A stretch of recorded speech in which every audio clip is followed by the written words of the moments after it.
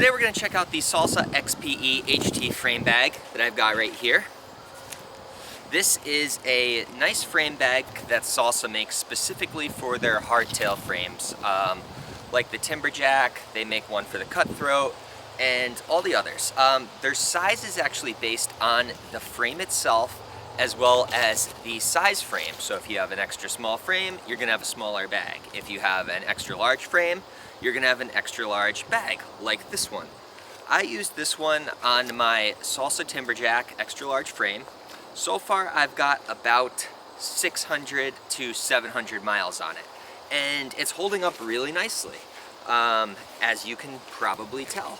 I rinsed it off under the hose, used a little soap, and it looks almost brand new after 600 miles.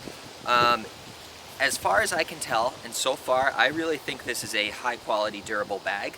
The bag uses 500 denier nylon and 1000 denier polyester, and it's coated in a polyurethane coating to give it a water resistant finish.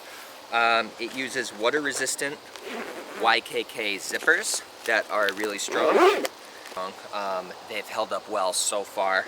No issues with the zippers, with the teeth or anything.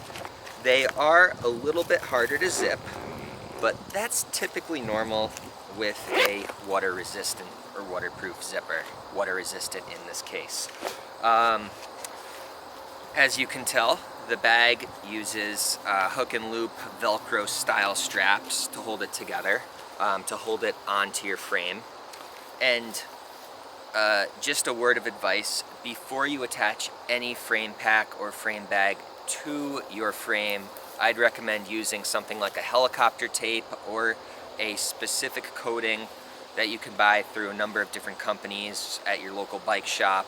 It's basically a clear tape almost, so that when these straps are rubbing and brushing against your frame with all the different vibrations and the bumps that you're going to be going over and the logs and the roots and everything else, you're not going to ruin your frame, you're not going to scuff it, you're not going to scratch it, and it'll keep it in nice pristine shape. Otherwise, you're going to have scuffs everywhere that these are rubbing, and possibly all along it on the inside of your triangle. So yeah, just a word of advice, helicopter tape or something similar. But getting back to it, uses hook and loop closures, 3 on the side, 3 on the top, and 3 on the bottom to hold into your triangle, and it holds really nice. I never had an issue with it moving around at all. When you're installing this on your triangle, make sure that you take the time to have each of these tight. Look at the directions. I believe you start at the top and you work your way around clockwise, but double check me on that. But it's easy to do. It takes about 10 minutes to install, but just make sure you install these tight, because otherwise you're going to have to redo it again after, and it's just a waste of your time doing it twice. But some other features that I like about this bag are there's a hook and loop center wall, and you can actually expand this so that you have a little more like width. I kept it at the minimum width because I had no problem fitting a bunch of stuff in. You can check out my other video I made for packing for bike packing. But I had a 3-liter Camelback in here, plenty of food, enough for about 2 days, a bag of tools, and a bunch of other things in here, and had no issues fitting all my stuff in. So there's this side. Another thing that's really great that I like are these little elastic bands up here that you can either hold something in place, or I used it to hold the hose of my Camelback. So I would put the Camelback in this front section and route the hose through this top piece and then right through the front here. So this hole's really nice up front in the front of your triangle. It's great for hydration pack hose, or if you're charging certain things, if you need lights to have batteries, anything like that. It's a really nice feature to have. So that's this side of the bag. This is the main side. This is the drive side where you have your large opening that you can fit everything that you really need. And on the non-drive side, there is also another pocket same zippers. This pocket is much smaller. It's thin. It doesn't have the depth into the other side that the main pocket does. But it's really good for maps, cue sheets, phone, wallet, other small things. I kept some spokes in there. I also kept my Sawyer water filter, which is probably an inch in diameter. It fit fine. But I wouldn't want to put anything larger than that. Fits small tools fine, multi-tools and things like that.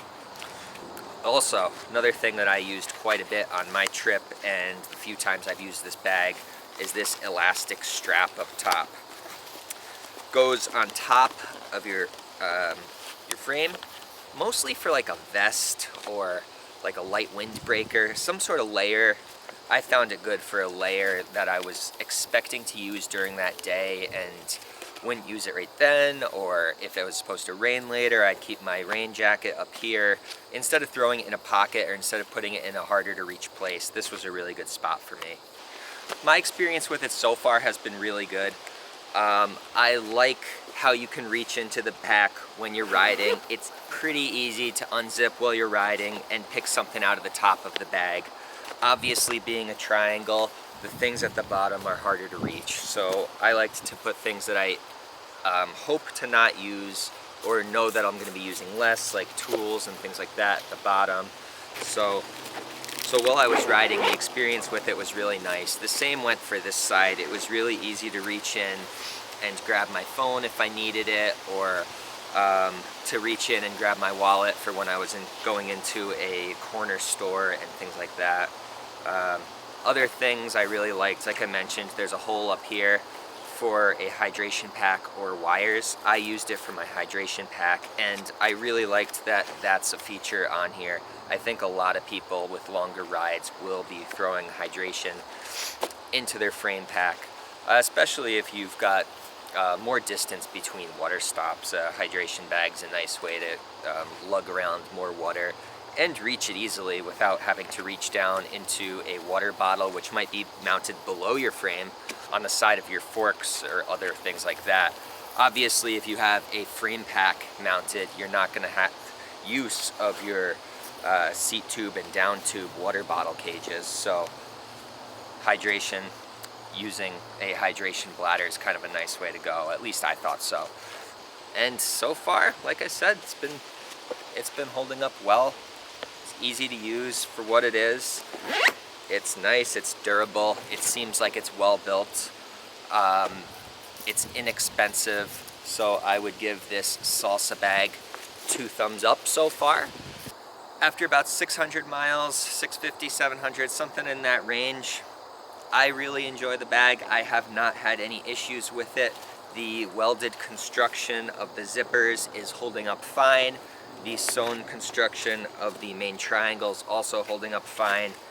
The Velcro hook and loop is quite strong. Had no issues with it. I like it.